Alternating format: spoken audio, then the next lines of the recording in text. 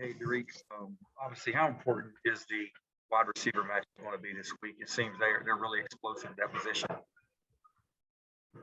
Uh, the key is, well, how we do in practice, how we practice and prepare, and let's try our best to go out there and execute into ways that the coaches put us in a position to make. So, I mean, yeah, they have some guys, they have some very explosive guys, and they got a quarterback that's playing at a high level. So, I mean, we just feel like in a way that we can slow all that down, man, just come out, play fast, play physical, play tough, and let's play together as one. Jonas? I know the motto every week is to go 1-0, and you guys have done a great job of taking it one game at a time. But do you get a little extra juice, a little extra pep in your step this week because there's so much on the line? You guys play Wake Forest. I wouldn't say any pressure. These last couple of weeks, we know what's at stake. We're in the playoff race, of course. So, man, we every week, man, it's just about us and how we want to prepare. And they have guys on scholarship. We have guys on scholarship. It's crazy. Statistically, we just found out today they got the number one offense, third down offense in ACC, I believe, and we had a number one defense in ACC. So that's going to be a very good matchup. It's going to be something to very see. So y'all better be tuned in on third down. It's going to get real, man. JB Ricks? Hey, appreciate you taking out the time. I want to go back to you bringing up the playoff scenarios. Coach Doran actually talked about it yesterday too, how you guys are playing with the playoff mentality each and every week. I mean, what is it like for you guys to be at this point of the season, in mid-November or whatnot, and you guys get to play every game as if like your playoff lives are on the line? It's college football. Y'all been seeing it, man. This year been so up and down. You just never know what's going to happen. So, we just come into every week with that confidence that anything can happen. And more so, man, we just want our respect, man. We do what we're supposed to do every week, offense wise and defense wise. So it's just, every week, of course, where everybody watch TV and just seeing how they try to downplay how we play on offense and defense on national television. And so, we take that every week into our games with that chip on our shoulder. Like, I mean, if it come down to it, we're going to show them what we about. We know we about in this locker room, in practice, in our meetings. So we go up on our field and everybody out there, not playing cocky, but playing with a chip on their shoulder. Like, we're going to show them we the best out here. So that's just all we want really in this little scenario, man. This last couple of weeks, we want our respect, and we still not getting our respect, like you said, mid-November. So it's something that we just build off every week. Appreciate you. Todd Gibson? Yep, you guys have had so many injuries on defense too, and yet you guys are still playing at such a high level. How have you guys been able to accomplish that? Next guy up, and I'm a believer in that. And I've been seeing these guys that stepping up into these roles right now, all throughout practice. I've been here since spring, so I've been seeing them working spring, working fall, how they prepare themselves in the weight room, how much film they watch. So me just seeing that, I'm not surprised, honestly. I know they know what's at stake, and we all do at once. So they know how to come in and fulfill them roles. And we got guys that's hurt, that's in their position as a starter. People like Zay Moore, Cyrus Fagan, Peyton, and CJ. Man, they're out there every day out on the practice field with us. Just encouraging them guys. Helping them out. What you see.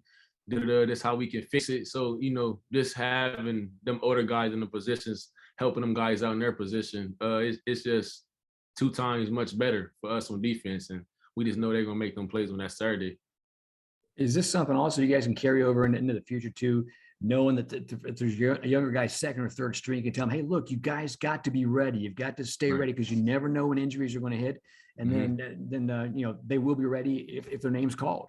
Right. Yeah, they've been doing a great job of being ready for their number being called. And Coach Goebel, he's been doing a heck of a job keeping them guys on special teams, keeping them involved with the game, just in case something happens right on defense. Back to playing how we play. They're playing just as good as them players been playing, fast just like them, knowing what's going on. So that's just great to see. Just our twos. That's what we want to call it. Playing like a one. Alex Sawyer. Yeah, you guys were without Tyler Baker-Williams this last week. He's, supposed to be back. Just what does he bring to the defense, especially, going against a Wake Forest team that has a lot of production out of the slot? Right. T. Bake, that's my guy, man. He's an older guy on his defense, man. He knows his defense like the back of his hand. So like you got there with him. I'm out there with him sometimes to the field. He telling me what the play is before I even run it. And it's so crazy that what he say was right. And I'll be right in the right position at the right time to make a play into that window that I need to be. So T. Bake, man, he's a great leader on this defense, man. So many people listen to what he say. He did a great job. You mentioned he was out last week. He did a great job with helping JPL, our other nickel, helping him out, man. He played a huge role in our victory versus Florida State last week. Jonas. I know it's on the other side of the ball, but once you got here in the spring, was there a moment in the spring or over the summer or even in fall camp when you realized like Devin Leary, like that he's the real deal at quarterback? We got a real legit player back there. Yeah. Hey, that boy, the truth, man. Know that. Hey, he's a magician back there. But yeah, man, what stood out to me in the spring of him, man, he was just so patient. And I didn't really get to know his style of play, but I used to watch them guys last year when I wasn't here on television. So I wasn't able to see how he prepares. So just seeing how he prepared, man, he prepares so professionally, man. Like it's times where I'm in here just getting the extra around the treatment at 4:00 or so. He in here watching film. He is in here watching film, doing what he need to do to help his team prepare. So, but our reality, man, he's really the leader of this team on both sides, all three aspects: special team, defense, offense. We can't do nothing without him scoring the point for us.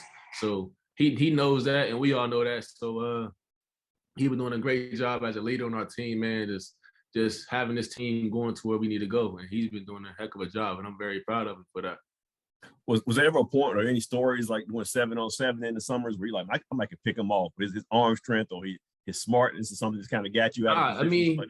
Yeah, you might think that, but he looking, he know where he want to go. He might be looking here, but all in reality, he want to go there. So you would think you gonna pick him over the other side of the field, touchdown somewhere else. And James Henderson. Yeah, can you just discuss the depth and chemistry you've got at your position group right now?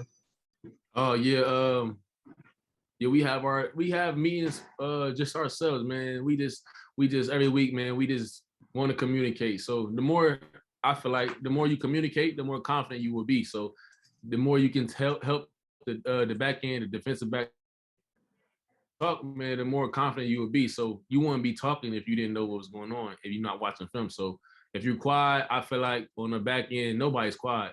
But if you're quiet, you don't really know what's going on. So, I mean, if you communicate and talking, you know what's going on. You helping other people out with their keys. You can give certain calls, in call, out calls, certain leverages. So, I mean, the more you talk, I just feel like the better you'll play. And that's what we've been doing on the back end. And our coach has been getting us very well aware of that.